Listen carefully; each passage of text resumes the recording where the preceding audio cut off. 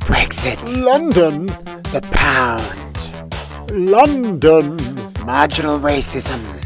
London. Meat pies? Chips? Alright, today we're in London. I'm in Fulham at the moment, but we're gonna head up to the National Gallery to look at the paintings. We came over from Amsterdam yesterday. Amsterdam was good, it was nice and hot. We got to London, London was hot. Today's a little cooler. It's 24 degrees today, temperature, but I'm never really cold. If anything, a little bit too hot. So I'd be happy if it cooled down quite a bit. Near a park in Fulham here.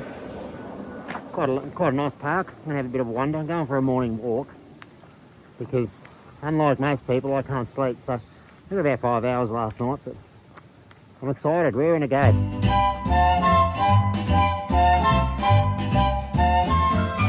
You can't really visit London without seeing the National Gallery. It's where all the art is, literally all the art. It's like a who's who of art, like the most complete football card collection of art. Other galleries around the world have some art, but the National Gallery of London has all the art. Dancing through cities in the pouring rain. Thousands of artworks. You can spend days in this place. We've got one day. Have bear will travel. And it's free. MoMA in New York, $30. The Louvre, €32. The Prado, €15. The Uffizi Gallery, €29. Well, those galleries can go f*** themselves. The National Gallery in London is free. The National Gallery is a charity and 2/3 of the collection are from donations. The point of the gallery from its beginnings in the early 1800s was to provide an ennobling enjoyment for all people, regardless of their place in society. In Rio, the samba gives the bear a shake. There's a bunch of big ticket items to check out, including this one, the Arnolfini portrait by Jan van Eyck. Then there's work by Titian, Van Gogh, Hans Holbein, Turner, John Constable, Giotto, Bosch, Bellini, 3 of the Mutant Ninja Turtles, Tintoretto, Goya, Frans Hals, Rubens, Caravaggio, Dürer, Vermeer, Degas, Cézanne, Manet, Monet, Renoir, Velasquez. Look, like I said, all the art, it's just all the art. The facade of the building's fairly striking. You're not likely to miss it if you're in the area. And though somewhat of a hodgepodge resulting from its piecemeal growth over the time, the interior is gorgeous. You have to check it out. Oh, the world's alive with its drum. I think if I lived in London again, I'd be dropping into the National Gallery all the time. That anyone without a cent in their pocket can walk through the front doors and wander from room to room, seeing this ridiculously incredible collection of masterpieces, is how it should be everywhere.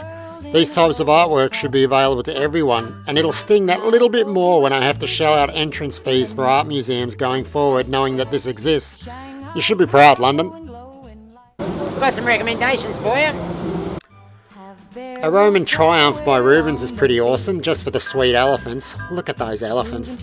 Then there's the Vision of St. Augustine by Garofalo for this giant in the background.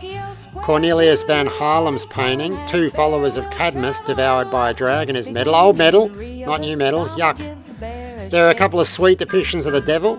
The Virgin and Child enthroned with angels and saints has a very green alien type devil, while St. Michael triumphs over the devil by Bermeo has gone the Muppet route, and the Virgin and Child with St. Louis and Margaret, artist unknown, has gone a sort of tank girl, kangaroo man with wings look. Then there's a satirical painting, The Old Woman by Quentin Massis, which is pretty weird. Angelica Saved by Ruggiero by Jean-Augustin Dominique Ingres, which is very cinematic. St. Veronica with Sudarium, which is just cute. She's a Jesus fangirl holding up a towel at the sumo wrestling. And this kitten. And this painting, which could go either way. Either it's a beam of light being sent down from the heavens through this weirdly purpose-built hole in the wall, straight through a poor, unsuspecting dove that was flying by and into this woman's head, or she's firing a beam of mental energy through a poor, unsuspecting dove that was just flying by out of a weirdly purpose-built hole in the wall and up into heaven. The first strike in the war between good and evil. Is there anything that annoys me? Yeah. Still lives of fruit. There are a load of these, paintings of bowls of fruit or flowers or cheese or whatever, and they're done well, but from a historical point of view it doesn't give us much. What did they do in the old days? They ate fruit. Why not paint the bathroom so we can see what passed for toothpaste in the 1500s? Or paint the toilet. We all wonder what the toilet was like before plumbing. Paint that, not fruit. We all know what fruit looks like. Paint the bin so we can see what you threw away, or the stovetop so we can see what that looks like, or, I don't know, paint your gun, or your friend's gun. Paint the Christmas tree, anything but flowers and fruit. Anyway, if you follow me on Instagram, you probably know I like to highlight weird versions of the baby Jesus in historical paintings, so here's a few from the National Gallery. Surely there were babies around. I can't imagine babies were scarce, but artists seem to have some real issues with making babies look like normal babies. If anyone in your family gave birth to any of these, you'd be stepping on it before it reached maturity and spawned more. Anyway, the National Gallery is top of my list of things to do in London, that and Hampstead Heath. I'm a bear, what do you expect?